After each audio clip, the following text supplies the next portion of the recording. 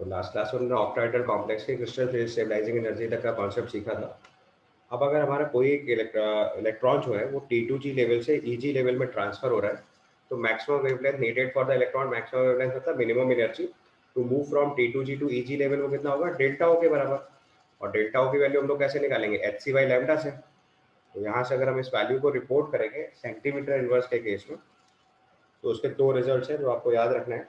यहाँ पे अगर हम इस एनर्जी को कभी भी किलो जूल पर मोल को सेंटीमीटर इनवर्स से रिलेट करेंगे तो there are two relationships. 1 kilo joule per mole जो स्टेबलाइजेशन एनर्जी होती है, ये इक्वल टू होता है 83.7 सेंटीमीटर इनवर्स। कई बार ये डेटा क्वेश्चन में गिवन होता है, कई बार आप डायरेक्टली यूज कर सकते हो, या फिर एच और सी की वैल्यू करके भी सॉल्व कर सकते हैं। और अगर इसी यूनिट को 1 किलो कैलोरी पर मोल से रिलेट करें, तो 1 किलो कैलोरी पर मोल जो है वो 350 सेंटीमीटर इनवर्स के इक्वल होता है। ठीक है, समझ गए कॉन्सेप्ट? तो क्वेश्चन लिखिए सीधे। तो write down the electronic spectrum of TiH2O whole 6 3 plus. The electronic spectrum of TiH2O whole 6 3 plus shows a single broad peak with a maximum at 2030 centimeter inverse.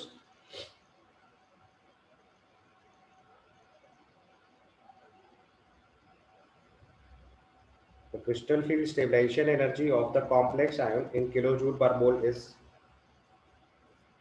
और 1 किलोजूल पर मोल हम लोगों ने 83.7 सेंटीमीटर इनवर्स यूज करना है। ठीक है, तो अगर हम लोग यहाँ पे डेल्टा ओ कैलकुलेट करेंगे, तो डेल्टा ओ सॉल्व होके आएगा। आपको 1 किलोजूल पर मोल की एनर्जी दे रखी है और एक्चुअल मैक्सिमम पीक दे रखा है 20300 सेंटीमीटर इनवर्स स्क्वायर है। इसको किलो जूल पर मोल्स में कन्वर्ट करो पहले। So 20300 divided by 83.7, this much kilo joule per mole आपकी एनर्जी बन गई डेल्टा होगी। अब टाइटेनियम पे कॉम्प्लेक्स का कॉन्फ़िगरेशन लिख लो पहले। इसको सिंप्लीफाई करेंगे, लगभग 242.53 किलो जूल पर मोल की एनर्जी आ गई। अब अगर हम टाइटेनियम का कॉन्फ़िगरेशन लिखेंगे, तो हमें पता है यहाँ पे टाइटेनियम जो है वो +3 ऑक्सीजन स्टेट में है। +3 ऑक्सीजन स्टेट में है, तो ये 3D1 कॉन्फ़िगरेशन हुआ। 3D1 कॉन्फ़िगरेशन हुआ, तो अगर हम इसकी स्प्लिटिंग एनर्जी के बेसिस पे इलेक्ट्रॉन फिल करेंगे, लेट्स से यही वाला डायग्राम कॉपी कर देते हैं फिर से। तो इसकी स्प्लिटिंग एनर्जी अगर आप यहाँ पे साथ में बना रहे हो, तो यहाँ पे D1 कॉन्फ़िगरेशन है, तो एक इलेक्ट्रॉन T2G लेवल पे होगा, और T2G लेवल पे जो एनर्जी होती है वो आपको पता है -0.4 डेल्टा होती है। तो इसके अगर CFSE लिखेंगे हम लोग, क्रिस्टल फील्ड स्टेबलाइजेशन एनर्जी, तो ये -0.4 डेल्टा ओ बनेगा। और डेल्टा ओ आप ऑलरेडी निकाल चुके हो, तो -0.4 इंटू 242.53, ये सॉल्व करके आपको निकालना है कितने किलो जूल पर मोल आपका CFSE आ जाएगा। तो आपका आंसर पिछले सवाल में 97 किलो जूल पर मोल आ जाएगा सॉल्व होके। नेक्स्ट क्वेश्चन लिखिए, for a metal having D6 configuration the magnitude of CFSE is 32200 centimetre inverse and electron pairing energy is 17600 centimetre inverse, calculate CFSE। तो देखो, सबसे पहले तो हमें ये प्रेडिक्ट करना पड़ेगा कि ये जो कॉन्फ़िगरेशन है, ये स्ट्रॉन्ग फील्ड लिगेंड के लिए है कि वीक फील्ड लिगेंड के लिए है। तो आप यहाँ पे आसानी से देख सकते हो कि जो डेल्टा ओ की वैल्यू दे रखी है वो 32200 दे रखी है, और पेयरिंग एनर्जी की वैल्यू दे रखी है 1600। ठीक है, आपको डेल्टा ओ गिवन है, पी गिवन है, तो रूल के हिसाब से आप देख सकते हो डेल्टा ओ ग्रेटर देन पी है। और अगर डेल्टा ओ ग्रेटर देन पी है तो ये हाई स्पिन कॉम्प्लेक्स हो गया, सॉरी, ये डेल्टा ओ ग्रेटर देन पी है तो ये लो स्पिन कॉम्प्लेक्स हो गया, यानी कि पहले पेयरिंग होगी, बाद में इलेक्ट्रॉन हायर एनर्जी लेवल पे जाएगा, तो ये लो स्पिन हो गया। और जब लो स्पिन कॉम्प्लेक्स हो गया तो इलेक्ट्रॉन की फिलिंग जो है वो पहले T2G लेवल पे पूरी हो जाएगी, फिर EG लेवल पे इलेक्ट्रॉन जाएगा। तो अब अगर इसी चीज़ को हम लोग पहले फिलिंग ऑफ इलेक्ट्रॉन में सेट करें, तो यहाँ पे D6 कॉन्फ़िगरेशन जो होगा फिलिंग ऑफ इलेक्ट्रॉन में, वो पूरे 6 इलेक्ट्रॉन नीचे ही आ जाएंगे। देखिए पहले ये बात समझ आ रही है आपको? ये आपके D6 इलेक्ट्रॉन फिल हो गए, तो उसकी अगर हम CFSE कैलकुलेट करेंगे अभी इस टाइम पे, तो उसका CFSE की वैल्यू बनेगी D6 लो स्पिन कॉम्प्लेक्स के लिए CFSE निकालना कितना बताया था, -0.4 डेल्टा ओ इंटू 6, और इनिशियली D6 कॉन्फ़िगरेशन देखेंगे तो उसमें एक इलेक्ट्रॉन पेयर था, इसमें 3 इलेक्ट्रॉन पेयर हैं, तो +2p और करना पड़ेगा,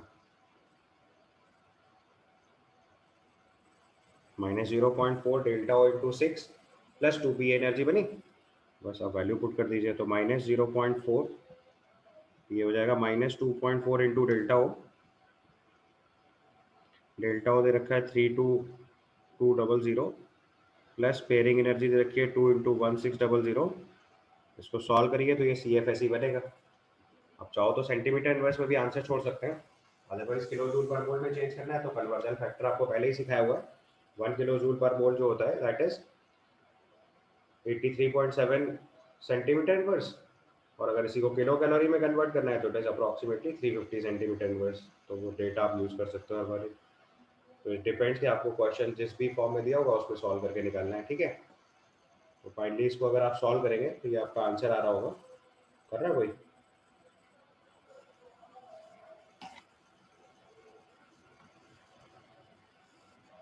ये वैल्यू सॉल्व होकर आ रही है -42080 सेंटीमीटर इनवर्स, ठीक है।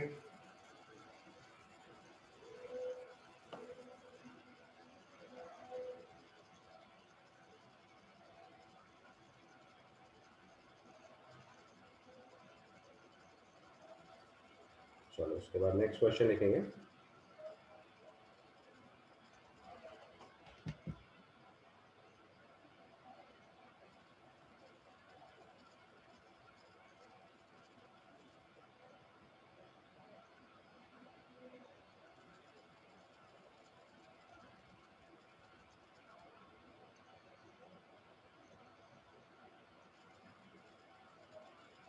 नेक्स्ट क्वेश्चन लिखिए, for CrH2O whole 6,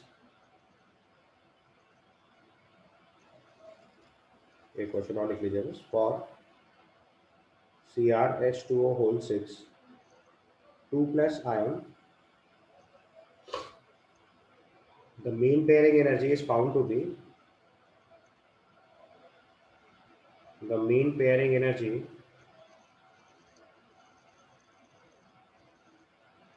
the mean pairing energy is found to be,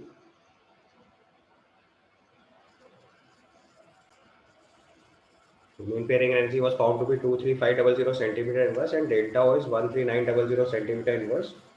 Calculate CFSE for the complex corresponding to high spin and low spin state and predict which one is more stable. मतलब आपको दोनों state में compare करना है, और तो अगर आप चाहो तो पहले ही गो में ये चीज़ चेक कर सकते हो कि पेयरिंग एनर्जी डेल्टा ओ से ज़्यादा दे रखी है, इसका मतलब इस केस में पहले हायर एनर्जी स्टेट में इलेक्ट्रॉन जाएगा और बाद में लोअर एनर्जी स्टेट में आएगा, वही स्टेबल कॉन्फ़िगरेशन आएगा। बट एक बार आपको डेटा सॉल्व करके देखना है ताकि आपको आइडिया लगे कि CFSE से कैसे प्रिडिक्ट करते हैं कि कौन सा कॉन्फ़िगरेशन अचीव होगा, ठीक है। तो हाई स्पिन के केस में T2G3 और EG1 कॉन्फ़िगरेशन बनेगा, और लो स्पिन के केस में T2G4 कॉन्फ़िगरेशन बनेगा। तो अब अगर हम इन दोनों केस में CFSE कैलकुलेट कर रहे हैं तो इस वाले केस में जो CFSE बनेगा that is -0.6 delta O, -0.4 delta O into 3 करेंगे प्लस 0.6 डेल्टा ओ करेंगे तो नेट रिजल्ट आ जाएगा -0.6 डेल्टा ओ। डेल्टा ओ आपको दे रखा है 13900 सेंटीमीटर इनवर्स, तो उसको अगर सॉल्व करेंगे तो आ जाएगा -0.6 इंटू 13900 सेंटीमीटर इनवर्स, और ये वैल्यू आपकी सॉल्व होकर आ रही है 8340 सेंटीमीटर इनवर्स। ये इसकी स्टेबलाइजेशन एनर्जी बन रही है -8340 सेंटीमीटर इनवर्स। और यही चीज़ अगर लो स्पिन पे कैलकुलेट करेंगे तो CFSE लो स्पिन में कितनी आएगी, -1.6 डेल्टा ओ प्लस एक पेयरिंग एनर्जी, एक इलेक्ट्रॉन पेयर अप कराया हुआ है, इसको सॉल्व करेंगे तो ये वैल्यू आ जाएगी -1.6 इंटू 13900 प्लस 23500, इसको सॉल्व करेंगे तो ये वैल्यू आ जाएगी 1260 सेंटीमीटर इनवर्स। तो इसका मतलब इसका हाई स्पिन स्टेट वाला कॉम्प्लेक्स ज़्यादा स्टेबल है। ठीक है, नेक्स्ट केस देखेंगे CFT फॉर टेट्राहेड्रल कॉम्प्लेक्सेस। तो देखो, अगर क्यूबिकल ज्योमेट्री से हम पहले टेट्राहेड्रल की पोजीशन समझें तो यू कैन सी कि अगर हम जो क्यूब है उसके ऑल्टरनेट कॉर्नर्स पे एटम्स को प्लेस करते हैं, तो ये 4 एटम जो मैंने बनाए हैं, इनको अगर हम ज्वाइन कर दें तो they will form a regular tetrahedron. If we join these 4 atoms तो they will form a regular tetrahedron. ये एटम और ये ज्वाइन कर दें तो ये ट्रायंगुलर बेस बनेगा, और फिर इससे अगर हम इसको ज्वाइन करा दें तो ये हमारा टेट्राहेड्रल ज्योमेट्री बनेगी। मतलब ड्रॉ करने से बस आपको समझना है, आप डिस्टेंसेस देखो तो आपको समझ आएगा। देखो यहाँ से यहाँ तक की डिस्टेंस कितनी हो गई, a√2। इसकी डिस्टेंस देखो तो ये भी a√2, और ये सामने वाले फेस से इसको ज्वाइन करते हैं तो ये भी a√2। इसके बाद इस वाले आइटम से इस वाले फेस सेंटर को ज्वाइन करेंगे तो ये भी a√2 आएगा। इस वाले फेस से इसको ज्वाइन करेंगे तो ये भी a√2 आएगा। तो वो डायग्राम में तो तुम्हें बिल्कुल वैसे ही दिखेगा।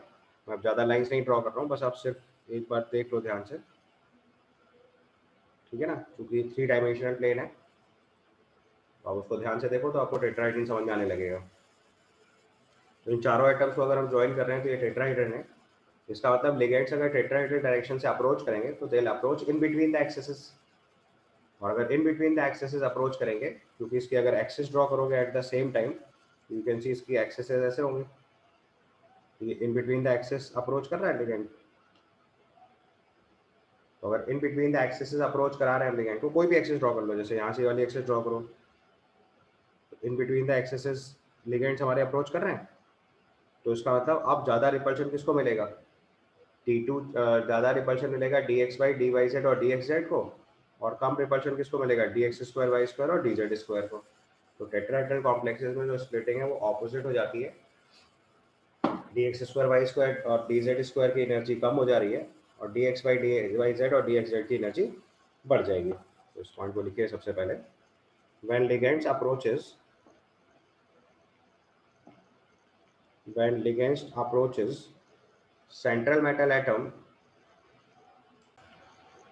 So when ligands approaches central metal atom between the axes, it creates tetrahedral geometry, and more repulsion is given to dxy, dyz and dxz, क्योंकि ये in between the axes होते हैं, and lesser repulsion is given to dx² y² and dz²। तो यहाँ पे देखो अब octahedral field में स्प्लिटिंग कैसे होगी, dxy, dyz, dxz, dx² y² dz² सबकी एनर्जी बढ़ के देखो ये हायर एनर्जी लेवल पहुंचा, और फिर ये दो पार्ट में स्प्लिट कर गया, एक T2 लेवल है और एक E लेवल है। E लेवल में दो ऑर्बिटल dx² y² और dz², इनकी एनर्जी रिलेटिवली कम हो गई। T2 लेवल में तीन ऑर्बिटल dxy, dyz और dxz, इनकी एनर्जी बढ़ गई। मिडिल सेंटर जहां से एनर्जी हम चेक कर रहे हैं वो बैरी सेंटर अभी भी है। बैरी सेंटर के रिस्पेक्ट में 0.4 डेल्टा टी एनर्जी अप हुई dxy, dyz और dxz की, और 0.6 डेल्टा टी एनर्जी डाउन हुई for E level, that is dx² y² and dz²। This is called splitting of d subshell in tetrahedral complexes. अब फिर वही जैसे ऑक्टाहेड्रल कॉम्प्लेक्सेस का केस था कि अगर स्प्लिटिंग एनर्जी ज़्यादा है और पेयरिंग एनर्जी कम है तो इलेक्ट्रॉन उसी बेसिस पे पेयर करेगा या जंप करेगा, डिसीजन लेंगे। एंड द रिवर्स केस, तो जैसे हमने ऑक्टाहेड्रल कॉम्प्लेक्सेस में फिलिंग ऑफ इलेक्ट्रॉन सीखा था, बिल्कुल सिमिलरली टेट्राहेड्रल कॉम्प्लेक्सेस के केस में भी परफॉर्म करेंगे। ठीक है,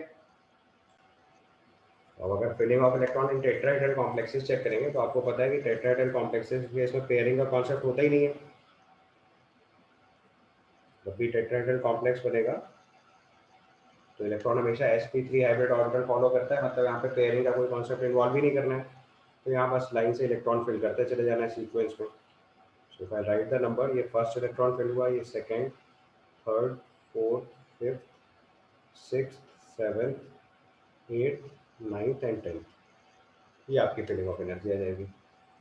ठीक है, अब यहाँ पे भी जैसे हम लोगों ने C F S C octahedral complex से कैलकुलेट करी थी, वैसे टेट्राहेड्रल कॉम्प्लेक्स से कैलकुलेट कर सकते हैं।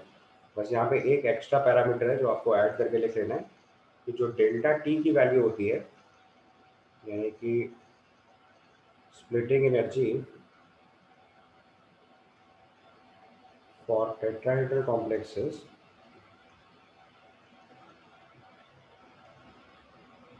Splitting energy for tetrahedral complexes जो डेल्टा टी होता है वो अप्रॉक्सीमेटली 4/9 टाइम्स ऑफ डेल्टा ओ होता है।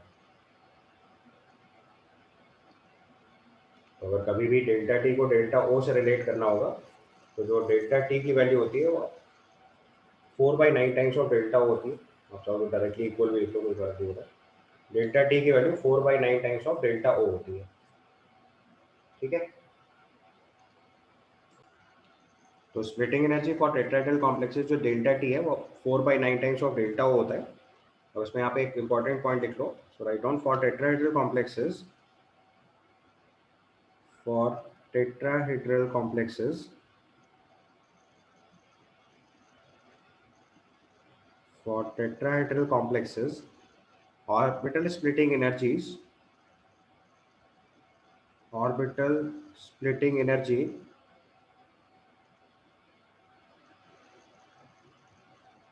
orbital splitting energies are not sufficient large,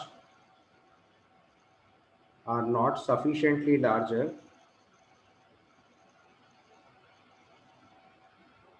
are not sufficiently large for forcing pairing।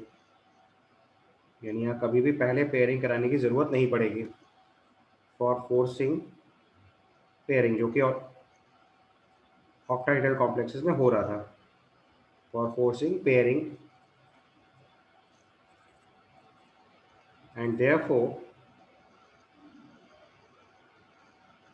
and therefore low spin configurations are rarely observed, and therefore low spin configurations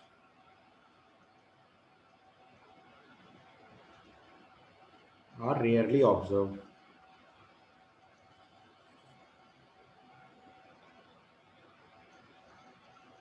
and therefore low spin complexes are rarely observed। So next case deal कर रहे हैं हम लोग splitting of square planar complexes.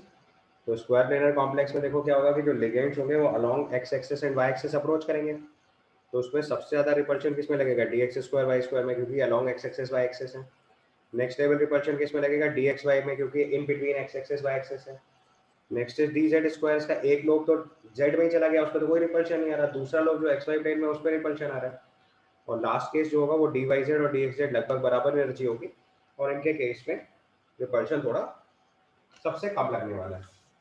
ठीक है, तो square planar complexes में splitting होगी। तो अगर आप यहाँ पे स्प्लिटिंग देखो तो 3 लेवल की स्प्लिटिंग हुई है।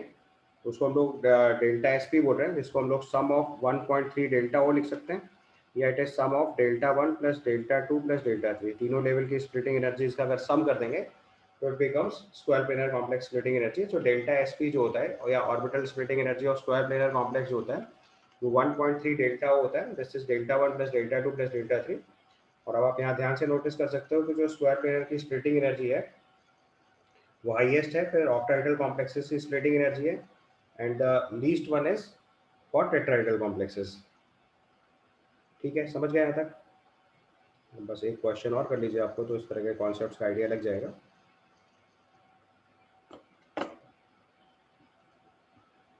So write down the crystal field splitting energy.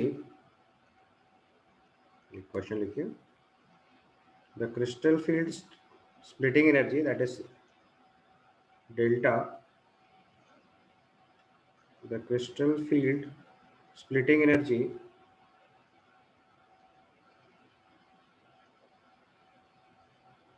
delta O for COCl6 4 minus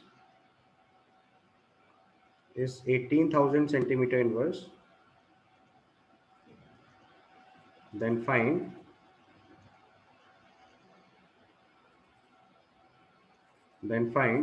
crystal field splitting energy. Then find crystal field splitting energy for COCl4 2 minus. Then find crystal field splitting energy for COCl4 2 minus। तो आप देखो आसानी से notice कर सकते हो कि यहाँ पे कोबाल्ट का जो ऑक्सीजन स्टेट है वो +2 है। ठीक है, कोबाल्ट +2 है तो कॉन्फ़िगरेशन हो गया D7, Cl minus weak field ligand है, तो फॉर कोऑर्डिनेशन नंबर 6 तो ऑक्टाहेड्रल ज्योमेट्री आएगी, बट कोऑर्डिनेशन नंबर 4 के केस में ये टेट्राहेड्रल ज्योमेट्री हो जाएगी। तो जो हमें COCl4 माइनस के लिए स्प्लिटिंग एनर्जी निकालनी है वो क्या वैल्यू हो जाएगी, डेल्टा टी, और डेल्टा टी की वैल्यू कितनी होती है 4/9 टाइम्स ऑफ डेल्टा ओ। अभी यहीं पे अगर स्ट्रॉन्ग फील्ड लिगेंड होता तो ये स्क्वायर प्लेनर भी आ सकता था, तो इसको 1.3 टाइम्स डेल्टा ओ करता है। तो अब इस वैल्यू को अगर हम सॉल्व करेंगे तो आपका आंसर आ जाएगा delta T is equal to 4/9 times of 18,000 centimetre inverse. ये सॉल्व होके 8,000 सेंटीमीटर इनवर्स अपना आंसर हो जाएगा। ठीक है, नेक्स्ट केस लिखेंगे ऑर्गेनोमेटेलिक कंपाउंड्स। ये भी एक टाइप ऑफ कोऑर्डिनेशन कंपाउंड्स ही है। इसमें बेसिकली जो लिगेंड है वो कौन से टाइप की इलेक्ट्रॉन डेंसिटी डोनेट कर रहा है, किस टाइप के बॉन्ड्स क्रिएट कर रहा है सेंट्रल मेटल एटम के साथ, उससे हम इनको 3 कैटेगरी में क्लासीफाई करते हैं, एक सिग्मा कॉम्प्लेक्स, एक पाई कॉम्प्लेक्स और एक सिग्मा पाई कॉम्प्लेक्स, जिसको हम लोग मेटल कार्बोनाइल्स भी बोलते हैं। तो ऑर्गेनोमेटेलिक कंपाउंड में देखो कंडीशन क्या होती है, कम से कम एक मेटल कार्बन बॉन्ड होना चाहिए। तो पहले पॉइंट में यही लिख लीजिए, compounds containing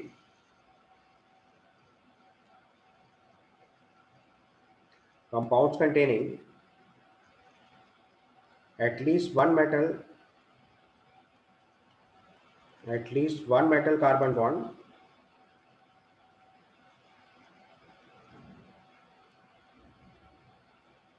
compounds containing at least one metal carbon bond are organometallic compounds.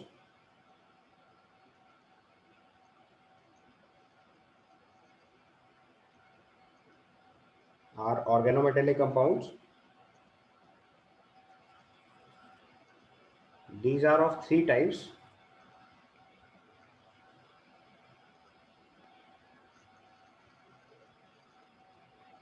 सबसे पहला टाइप लिखेंगे सिग्मा बॉन्डेड ऑर्गेनोमेटेलिक कंपाउंड्स, ये इसको केवल सिग्मा कॉम्प्लेक्सेस भी बोलते हैं। फर्स्ट कैटेगरी हुई सिग्मा कॉम्प्लेक्सेस, ये इसी को आप बोल सकते हैं sigma bonded organometallic compounds. Sigma complexes या सिग्मा बॉन्डेड ऑर्गेनोमेटेलिक कंपाउंड्स एक ही बात है।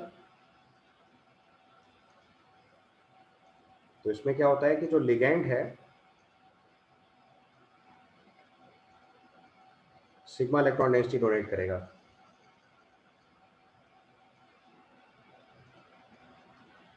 लिगेंड जो है वो सिग्मा इलेक्ट्रॉन डेंसिटी डोनेट करेगा। तो ये सिग्मा बॉन्डेड ऑर्गेनोमेटेलिक कंपाउंड्स हो गए। बस उसके सीधे सीधे एग्जांपल देख लो। सबसे पहला कॉम्प्लेक्स हम लोग पढ़ते हैं ग्रिग्नार्डी एजेंट RMgX। तो आपने ऑर्गेनिक में पढ़ा होगा कि इसमें मैग्नीशियम हेलोजन बॉन्ड जो है वो आयनिक बॉन्ड होता है, और R जो है वो मैग्नीशियम के साथ हाईली पोलर कोवेलेंट बॉन्ड होता है। यहाँ पे R माइनस जो है वो अपनी इलेक्ट्रॉन डेंसिटी को मैग्नीशियम सेंट्रल मेटल एटम को कोऑर्डिनेट कर रहा है, और X माइनस के साथ इसकी आयनिक वैलेंसी है। ठीक है, दूसरा एग्जांपल जैसे लिखना है तो R2Zn लिख सकते हो। इसके बाद आपने एक गिलमैन रीअरेंजमेंट पढ़ा होगा R2CuLi। ये सब आपके सिग्मा कॉम्प्लेक्सेस हैं। Gilman rearrangement R2CuLi, Grignard agent RMgX, R2Zn, है ना। कैडमियम के साथ भी आपने पढ़ा होगा R2CD compound, tetraethyl lead, ET4PB, tetramethyl tin, C2H5 whole 4 PB, tetraethyl lead, इसके बाद CH3 होल 4 SN। ये सब आपके सिग्मा कॉम्प्लेक्सेस की कैटेगरी है। ठीक है, दूसरी कैटेगरी जो हम लोग पढ़ते हैं this is called pi complexes.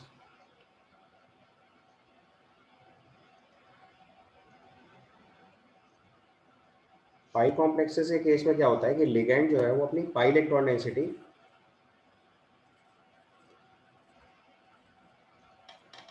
Donate करते हैं। तो पाई कॉम्प्लेक्सेस मतलब ligands donates pi electron density. ठीक है, इसका सबसे कॉमन एग्जांपल, इसके स्टैंडर्ड एग्जांपल्स हैं वो ठीक से पढ़ने हैं। सबसे पहले जैसे सॉल्ट, जैसे सॉल्ट इज KPtCl3C2H4। आपको APAC नॉमेनक्लेचर के टाइम पे समझाया था कैसे लिगेंड्स जो पाई इलेक्ट्रॉन डेंसिटी डोनेट करते हैं उनके लिए हम लोग ईटा प्रीफिक्स अप्लाई करते हैं, उसको एक पावर अप्लाई करते हैं जो उसकी हैप्टिसिटी बताता है। तो इस केस में क्या हो रहा है कि एल्कीन अपनी पाई इलेक्ट्रॉन डेंसिटी डोनेट कर रहा है, तो ये प्लेटिनम सेंट्रल एटम है जिसको 3 Cl अपनी सिग्मा इलेक्ट्रॉन डेंसिटी डोनेट कर रहे हैं Cl-, लेकिन एक एल्कीन है C2H4 जो अपनी पाई इलेक्ट्रॉन डेंसिटी डोनेट कर रहा है, और उसकी पाई इलेक्ट्रॉन डेंसिटी जो है वो 2 कार्बन के बीच में शेयर्ड है, इसलिए इसकी हैप्टिसिटी जो है वो कितनी लिखेंगे 2।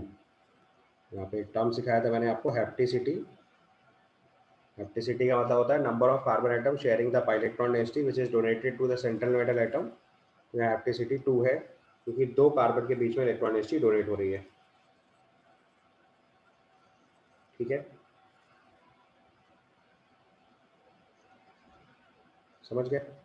इसका एक दूसरा एग्जांपल होता है फेरोसिन, जिसको हम लोग सैंडविच कॉम्प्लेक्स बोलते हैं। ये भी मैंने आपको IUPAC नॉमेनक्लेचर के टाइम पे बताया था। Ferrocene this complex is Fe(C5H5) whole twice. ठीक है, इसका स्ट्रक्चर बनाना है तो आपको याद होना चाहिए कि एक 5 मेंबर की रिंग है जो एरोमेटिक है, इसकी अपनी इलेक्ट्रॉन डेंसिटी ये वाली जो है वो एरोमेटिक रिंग में इन्वॉल्व है। तो अगर इसको एरोमेटिक रिंग की तरह लिखेंगे तो इस सारे बॉन्ड हटा दो और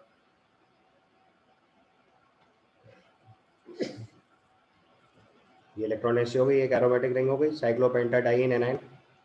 ये Fe2+ को अपनी पाई इलेक्ट्रॉन डेंसिटी डोनेट कर रहा है, और यहाँ पे हैप्टिसिटी कितनी लिखेंगे 5, क्योंकि जो इलेक्ट्रॉन डेंसिटी डोनेट हो रही है वो 5 कार्बन में शेयर्ड है।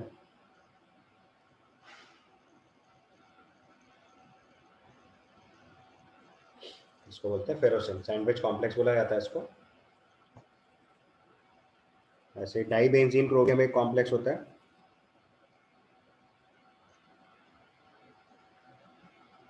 डाइबेंजीन क्रोमियम।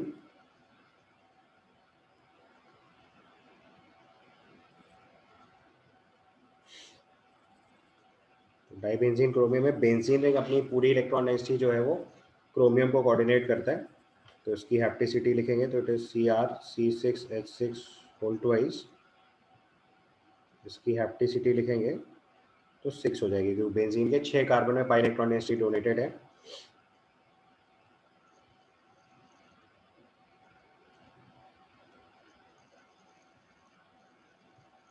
इस तरीके से इलेक्ट्रॉन डेंसिटी डोनेट कर रहे हैं। ठीक है, क्लियर यहाँ तक।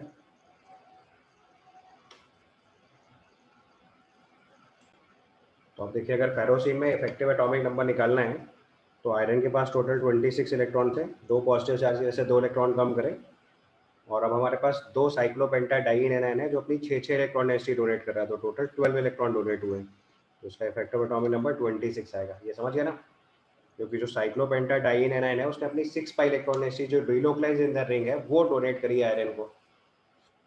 ऐसे अगर अगला वाला केस चेक करोगे,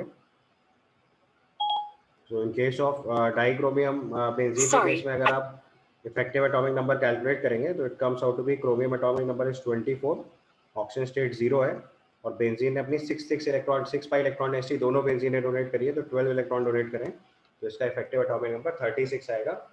इसलिए इन दोनों ही केस में effective atomic number rule follow हो रहा है। नेक्स्ट केस लिखेंगे मेटल कार्बाइड्स, इसी को सिग्मा पाई कॉम्प्लेक्स बोलते हैं। तो उसमें देखो दोनों तरह के बॉन्ड बनते हैं, एक सिग्मा इलेक्ट्रॉन डेंसिटी डोनेट करता है लिगेंड, तो जैसे नॉर्मली कॉमन एग्जांपल जो है इसके वो कार्बन मेटल कार्बोनेट्स है, जैसे NiCO4 है, FeCO5 है ना। These are the common examples, NiCO4, FeCO5। इसके बाद MnCO10, Mn2CO10 लिख सकते हैं, कोबाल्ट का एक कॉम्प्लेक्स लिख सकते हैं, जैसे CO2CO8, ये कॉम्प्लेक्स हो सकता है। इसके बाद CrCO6 हो सकता है, क्रोमियम कॉम्प्लेक्स। इसके बाद मैग्नीज के केस में Mn2CO10, ये कॉम्प्लेक्स है। ये सब मेटल कार्बोनेट्स के केस हैं जो इनको सिग्मा पाई कॉम्प्लेक्स की कैटेगरी में डालते हैं। बॉन्डिंग इसकी हम लोग अगले क्लास में डिस्कस करेंगे, सिर्फ अभी कॉन्सेप्ट समझ लीजिए बस। तो उसमें क्या होता है कि जो कार्बोनिल ग्रुप है वो अपनी देखो shared pair of electron metal के वैकेंट ऑर्बिटल में ट्रांसफर कर रहा है, इससे सिग्मा बॉन्ड बन रहा है। और बाद में जो मेटल है वो अपने इनर डी इलेक्ट्रॉन्स को उठा के कार्बन के वैकेंट डी और वैकेंट पाई एंटी बॉन्डिंग मॉलिक्यूलर ऑर्बिटल में ट्रांसफर कर दे रहा है। तो जब पाई एंटी बॉन्डिंग मॉलिक्यूलर ऑर्बिटल में ट्रांसफर कर रहा है तो उससे पाई बॉन्ड फॉर्म हो रहा है। तो मेटल और कार्बन के बीच में यहाँ पे देखो एक सिग्मा बॉन्ड बन रहा है और एक पाई बॉन्ड बन रहा है, इसलिए इसको हम लोग सिग्मा पाई कॉम्प्लेक्स कैटेगरी में डाल रहे हैं। ठीक है,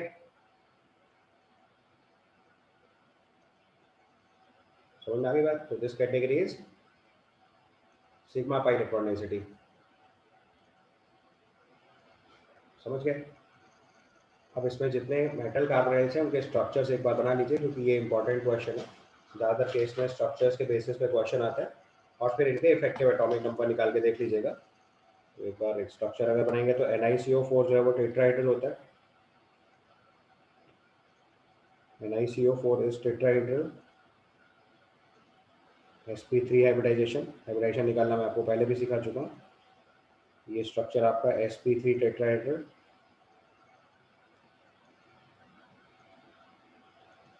उसके बाद FeCO5 बनाएंगे तो FeCO5 में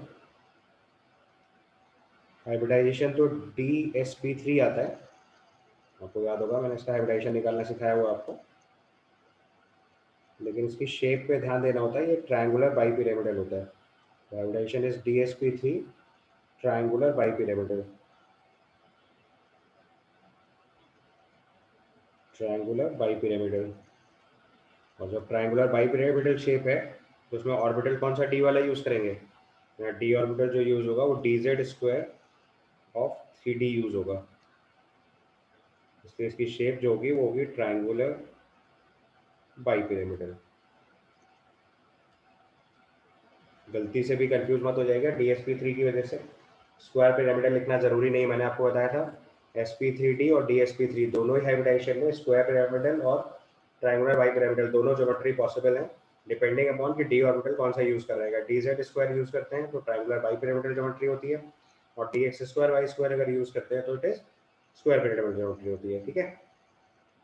अब अगर आप इनके effective atomic number eight the same time निकाल के देखोगे तो effective atomic number of NiCO4 अगर निकालेंगे तो निकल के एटॉमिक नंबर 28, ऑक्सीजन स्टेट 0 और 8 इलेक्ट्रॉन इसमें ऐड हुए हैं तो ये 36 आ जाएगा। Effective atomic number for iron यहाँ पे कैलकुलेट करेंगे, आयरन का एटॉमिक नंबर 26, ऑक्सीजन स्टेट 0 और इसमें टोटल 10 इलेक्ट्रॉन्स एंटर किए तो ये 36। ठीक है। सिमिलरली इसी चीज़ को अगर हम क्रोमियम के लिए चेक करेंगे तो CrCO6 जो है ऑक्टाइडल कॉम्प्लेक्स होता है।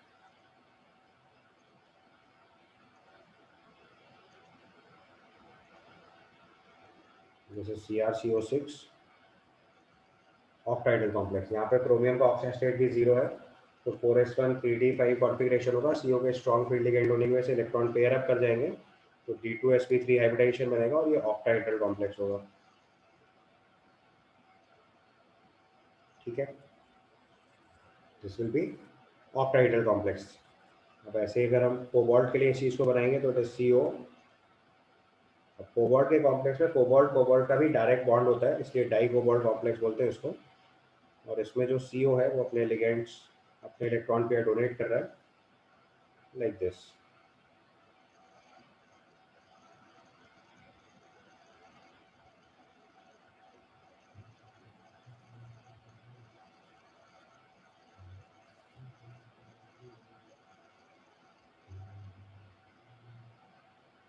ये आपकी ज्योमेट्री होगी।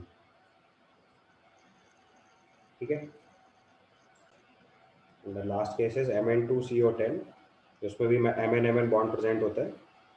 This is Mn2CO10,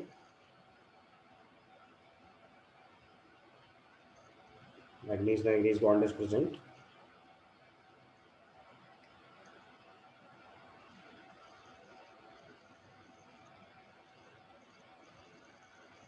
this is Mn2CO10।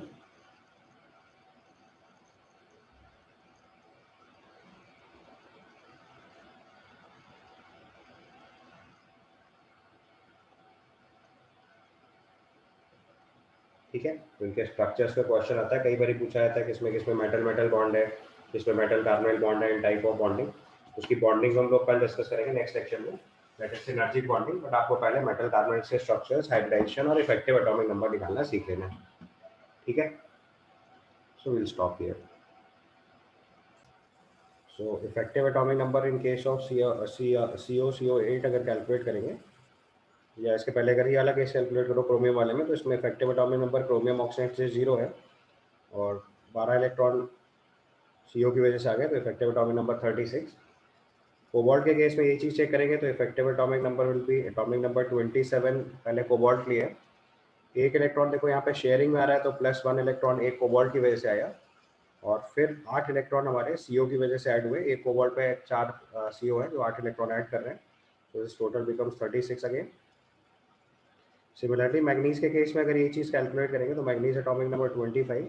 यहाँ पे देखो एक इलेक्ट्रॉन शेयर्ड है, तो एक इलेक्ट्रॉन मैग्नीज के पास अपने दूसरे मैग्नीज आइटम से आया, और उसके बाद देखो एक मैग्नीज पे 5 CO ग्रुप ऐड कर रहे हैं, तो 10 इलेक्ट्रॉन और ऐड हो गए, सो टोटल 36।